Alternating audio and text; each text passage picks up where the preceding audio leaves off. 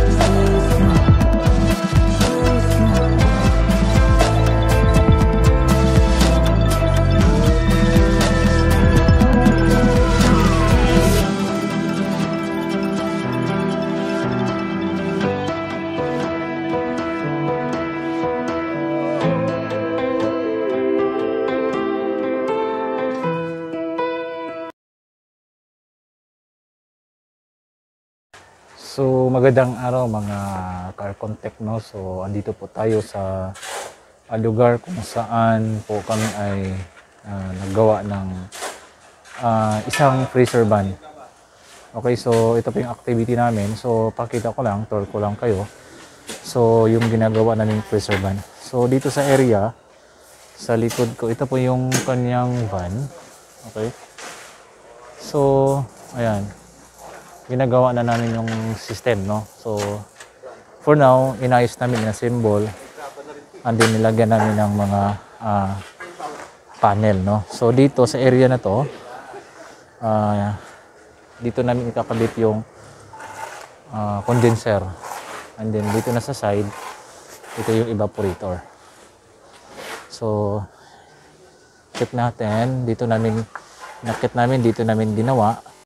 So ngayon dito namin ikakabit yung yung condenser fan, yung condenser unit, kakabit namin dito sa taas. Okay, so dito siya naka-assemble. So habang pina-fabricate namin, so dito siya sa taas na yan. So dito po ang condenser fan motor sa area na to. Yan, kakabit namin. Dito kasi sa bandang baba, medyo hindi na siya kayang patungan, no. So kaya ang suggestion namin dito sa wall, and then nakatukod siya doon. So at the same time, kaya namin dyan yung vibration niya, no, iniwasan namin dito. So yung isa, ito yung pundasyon kung saan sinasabit namin yung evaporator. Okay, so ayan. So typically itong bubong niya medyo may edad na rin, pero practical, pwede itong magamit. So kailangan lang konting retouch, konting sealant, konting hilamos, no, para ma-shield yung yung kanyang tangke. So ito dito po sa area na to, ayan, ipakita ko lang sa inyo, ito po yung lugar kung saan isang distributor ng foods, no. Ang pangalan po ay Lecom Trading. So yan po yung lugar. So dito, so baba po tayo, no. So ito po yung dalawang angular. Ito po yung pinagkabitan namin ng support ng evaporator, no, para hindi siya gumiwang. So yan. So sinagad namin from end to here, going doon. So sige po, tingnan natin. Ayan. So dito naman sa loob, okay, ito naman po yung body. So ito po yung compressor, no. So yung compressor niya, ang capacity po nito ay nasa 3 horsepower, no. So single phase, and then andun yung control, and then ito naman nasabit na namin yung evaporator. So ito na po yung nasabit namin sa evaporator. Ayan, so naglagay na po kami ng bracket, yung threaded rod. Ito po siya. So fridge air. Okay, so dito sa loob. Okay, so yan, na-mounting namin yung evaporator. So sa ganitong sistema, kailangan ng maraming tao, no? May katuwang ka. Okay, so yun, no? Okay. So dito, hindi namin ginamit yung old na unit, okay? Dahil una, ang kanyang piyesa hirap nang hanapin. So ang nag-decide yung may-ari na ito na lang ang gagamitin, kaha na lang, at the same time, system na lang, no? Sa 230 volts. So ang gagamitin. Practical wise, mas nakatipid ka. And then bubili ka ng ganito, then meron ka ng walk-in freezer. So ito po yung kwarto niya. Ito po yung nabili naming condensing unit, no. Ayan. And then ito po siya. Ito po yung condensing unit na namin. Okay. So Tecumseh po yung brand. Okay. So yan. So later on, i-install namin sa inyo. Hindi pa nakakabit yung mga accessories. Ayun. So after nito, ginawan pa namin ng platform. And then the rest, yung controller. So ito yung ginawa nating unang controller. So natapos na siya. Ayan. So yun. So maganda. So nice, no? So matatapos to nasa possible 1 week, no, kasama ang data gathering, installation, testing, commissioning. So yan po, no. So yan, subaybayan po natin ito. So ito po ang kanyang mga accessories. Ayan. So dito tayo, no, sa ginagawa yung bracket, no. So punta po tayo dito. Tapos na siya. So yan. So ginagawa nila yung bracket. Ayan, pininturahan na. Nilagyan na po ng, ito yung pagpatungan ng compressor. Okay, so naglagay ng mga patungan. Okay.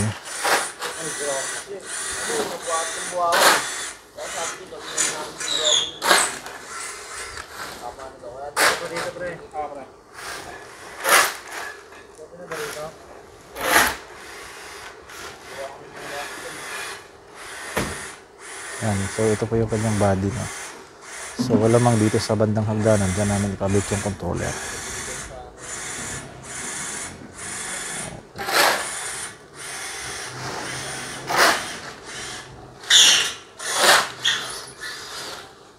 So yan po, no? So yan, so hanggang matapos station po tayo. So yan guys, so ito po yung na-install namin sa condenser fan motor. Ayan, so mamaya kailangan balutan namin. Okay, so dito mabalot natin.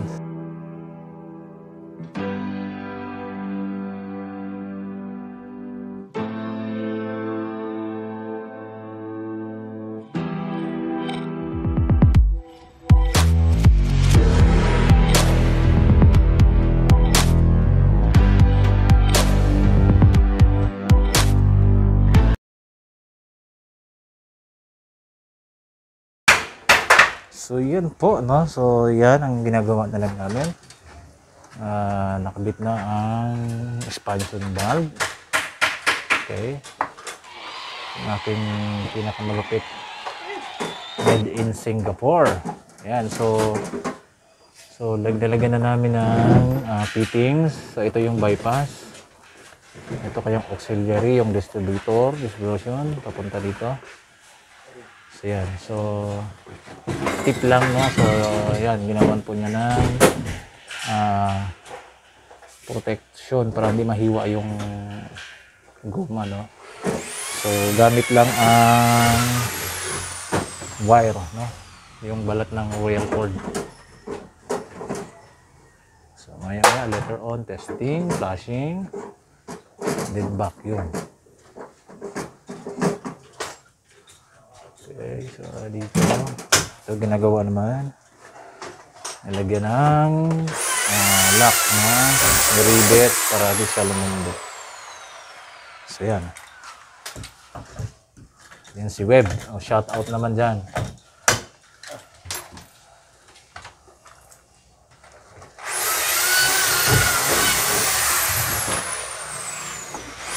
So dito yung connection, casing na, ito yung heater at yung motor, no, yung kanyang supply, ito line 1, line 2, line 2 neutral, at yung wiring going dito at yung connection. So naghigpit na lang sila. Shout out dyan taga Bulacan, no, Mikawayan, Bulacan. Mo talaga body. So mga Carcontech, update lang po tayo. Ito na-install na namin yung piping system. Nakabit na rin yung mga fittings, no, gas, solenoid, tsaka filter dryer. Ito yung aking kumparing malupit ang nag-install. Ayan, shout out dyan, taga Pampanga. Okay, Tarlac at saka Pampanga. Taga Santa Rosa, Laguna. Shout out dyan, no? So, dito, so nakabit na namin. Itong compressor na to, wala pa siyang laman, no? So, mag-initial kami mamaya. Hindi pa kami tapos sa baba. So, after namin initial, tingnan namin kung meron siyang mga nagbabubbles, nag-leak. So, meron kaming mga ilang minuto, 1 hour na testing o more than, mas maganda 24 hours, no? So sa ganitong general na rewiring, kailangan nakaka-contactor dapat ang mga controls, no? So ito, so dito sa area na to need mabubungan dahil andito yung system, no? Para maprotektahan. So ito po yung area dito. Ayan. So, dun sa kabila, no, kami, mayroon nagtrabaho din. Okay, so, yan naman ang ginagawa nila ay yung bubong, no. Ayan. So, dito naman, yung area. So, yan po yung update. Okay, so, tracing na ng connection. Okay, and then after 1 hour siguro mag-test ng pressurization muna tayo. So yan mga contact. So lagyan namin ng takip. So dito, and then itong wire. So need namin lagyan protection po na hindi din mabasa.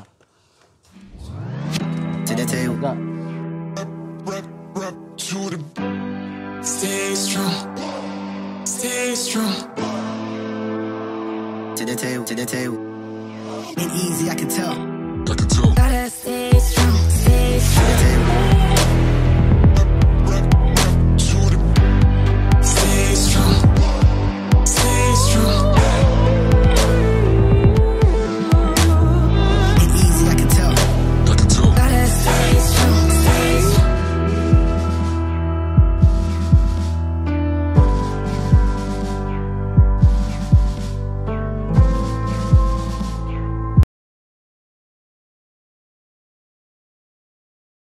So yan mga car contact, no? So inabot po kami ng gabi. So dito nag-ano muna kami ng wiring.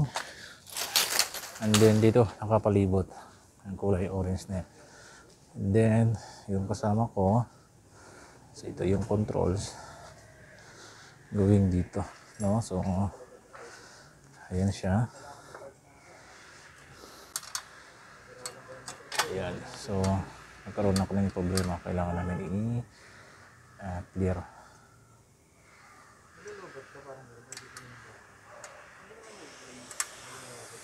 So, good day mga kakulikot, mga ka-ecotech. Ngayong araw, testing namin yung electrical connection, charging, at saka yung activity namin po. So, pasok po tayo sa isang supplier, no?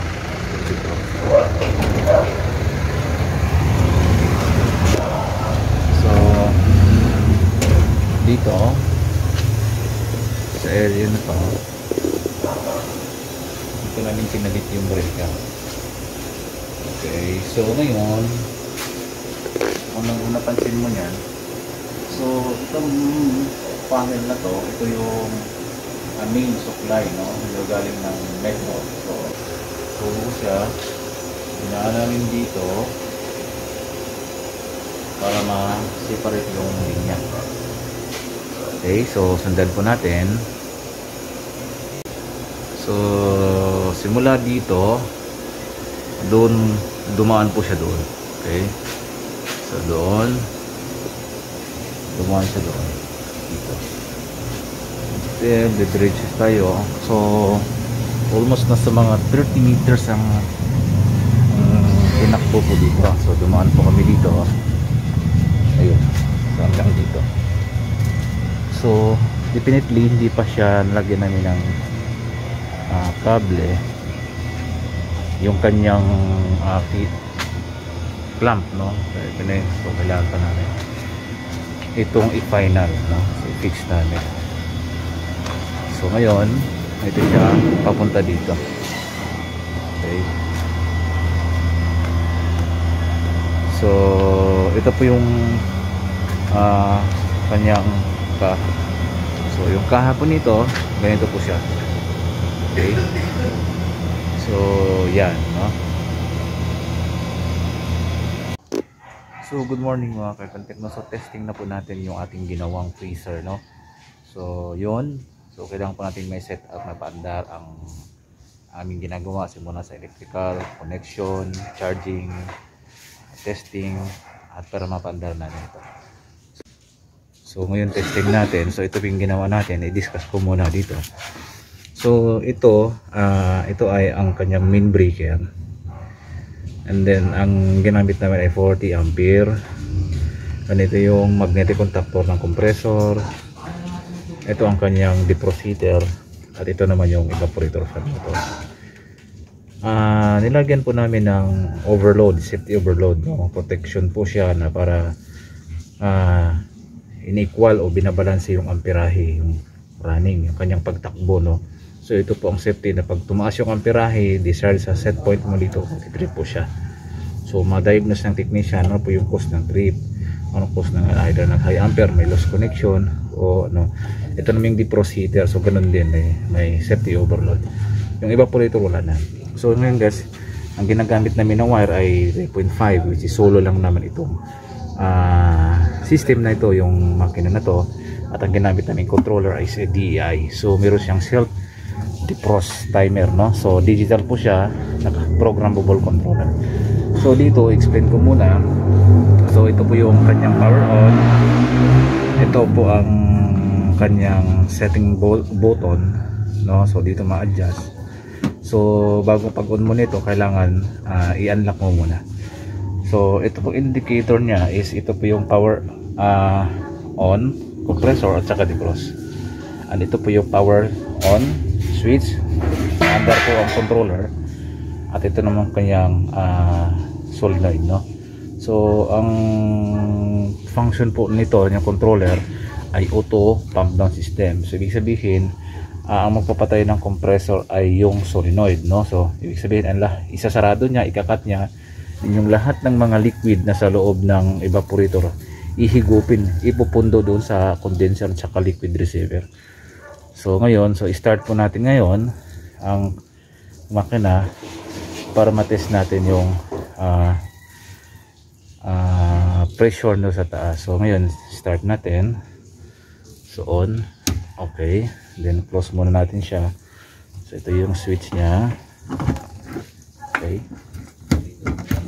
ayun. So pag on natin, una to, unang ma-start. Okay, automatic under si controller. Okay, and then ito si solenoid. So yan, so mamaya akitin natin kung ano po yung pressure na sa loob. Okay, so yan, akit po tayo. So practical wise, kung meron kang ganitong panel, ayan, so ito po yung system nya. So ang ano nito ay 3 horsepower Daycom Siam brand. So mababa lang yung ano nito. So nasa 2 meters lang ang height nito. Okay, so tingnan natin yung pressure. So ito nilagyan namin ng bubong, tinasan ng konti pero maiwasan lang yung init, no? Wala, so yung init ng ano niya. So ito po siya. So i-check natin yung kanyang karga. So ito po naka-standing. So kinargahan na namin ito. Yan. So ngayon naka-vacuum po siya, no? Naka-vacuum yan. So bali yung kasi nakapatay siya. So unang andar namin, yung preo nito nakapundo dito sa condenser. Okay, so yun. So maya later on mag-start po ito. And then ito po kanyang filter dryer. Okay, ang kanyang sight glass, no? So sa sight glass naman, dito mo ma-determine kung kulang ba sa karga o sobra. Okay, so pag kulang sa karga, nagbabubbles po yan. So kailangan makikita mo dyan is clear, no? Ang kanyang freon, yung liquid, parang clear na, parang tubig na makikita, which is sakto sa karga. So sa ganitong compressor, ang amperahe po nito ay, ang LRE nya is maximum. Ayan guys, so nampat ko na, so gumana yung liquid, kaya may magiging clear. So sa ganitong compressor, ang LRE po nito ay 102, no? So para makuha mo siya, i-divide mo lang sa 6. So running nito, amperahe is nasa 17 ampere, no? So ito na po yung karga natin. So discuss ko lang, condenser, si liquid receiver, si compressor, pressure switch, si fan motor ay part po ng condensing unit, no? Yan. So itong side, ito yung blue side, no? Kung saan tayo nakakarga. Okay. And then ito naman yung high side. So yun. So ito po yung karga niya. So check natin, dahil naka-under na ito mga 2 oras na, naka-stabilize na po yung kanyang refrigerant, no? Kaya dahil po na naka-equalize na. So ang ating high side ay ang kulay pula na gauge. Ang ating blue side ay ang kulay blue. Okay? Pag sabing blue side, ito dito, malamig dito. Yung high side galing ng condenser, dumaan dito, lumabas din dito. So warm na ito. So high side pressure, so dadaan sa filter dryer, yun yung makikita niya. So ito na yung karga niya. Bumaba siya ng konti dahil naka-stabilize na po kayo. Okay? So ang karga din sa low side ay nasa 45, ang high side ay nasa 300 peso. Okay? So ang maximum lang nito ng compressor nasa 400, no? So ginawa lang namin 350 yung setting ng itong pressure switch, no? Okay, so yun. So dito, so mamit yung temperature nito nasa minus 10. Okay? So minus 10 ang height po nito ay 2 meters by 2.1 by 6,000. So yun, tingnan po natin kung ano na yung temp. Okay, ayun, so na-meet na pala yun yung minus 10. Okay, so nag-cut off na si compressor. Ito yung CD pros, ito si power. Yung power medyo busted lang, papalitan po natin. So subukan po natin i-set, no, sa minus 11. Okay, 11. So ang differential po nito, kakatin po siya ng 4 centigrade. So magkatin po siya ng, kung 10 mo na i-set, magkakatin po siya ng 6. So yan. So dito mamaya papasok po tayo. So ito po kanyang ano. So typical naman, no, sa isang ganitong walk-in na mas makatipid ka, no, more than gagastos ka ng mga 400,000, which is kung makahanap ka ng panel. Ayan, so mas matibay pa ito dahil itong panel na ito ay ano to, design po to sa mga bangga-bangga, matumba siya. So mas matibay kontra sa walk-in. Para sa akin na mas matibay po ito. So papasok tayo sa loob, no, i-feel natin yung lamig. Pasok po tayo sa loob. So pasokan natin yung loob dito. Ito natin yung labo. So yun tayo sa loob. So malamig na dito. So guys, dito po ako sa loob ng isang freezer. Okay, so yan. So di pa ito nalagyan namin ng curtain, no, para mapalamig yung buong system. So ito po kanyang kwarto. po yung kanyang evaporator. Ito po yung kanyang 14. So, para may iso. So, ito po yung kanyang evaporator. Yan. Nasa -5 na -2. So, yan. Dito po nakapasok ang kanyang expansion valve. Okay. So, dapat normal dito po mag-yellow expansion valve. Dapat dito lang. Okay. Pag kulang sa karga, mag-yellow po siya. So, yan guys. So, yan. Malamig dito sa loob. Binibinaw po ako. Yan. So,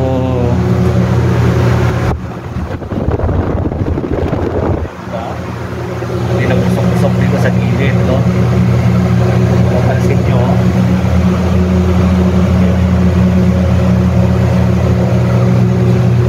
Lamig, no?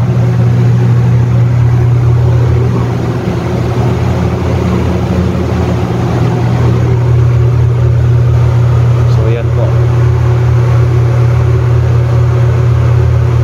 So, guys, labas na po tayo. Lamig na.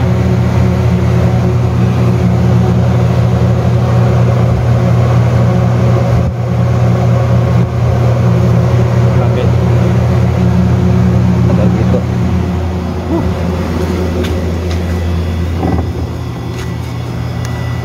Sarado na ito.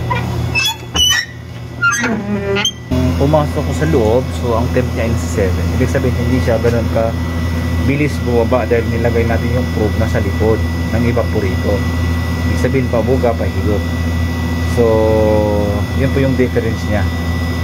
So, -8 hanggang -10, no? So, yan. So, pag malagyan po ng curtain, mas lalong palamig ng palamig. Okay? So, yan guys, no? So, hope sa sunod na video, sa sunod kong upload, sana itong video na ito makatulong sa lahat ng kapwa ko, technician, industry, at makatulong din sa iba. So, sa lahat ng mga customers at sa gustong mapagawa, just comment, write this link below, no, sa video na ito. So, maraming salamat sa inyo. God bless us all.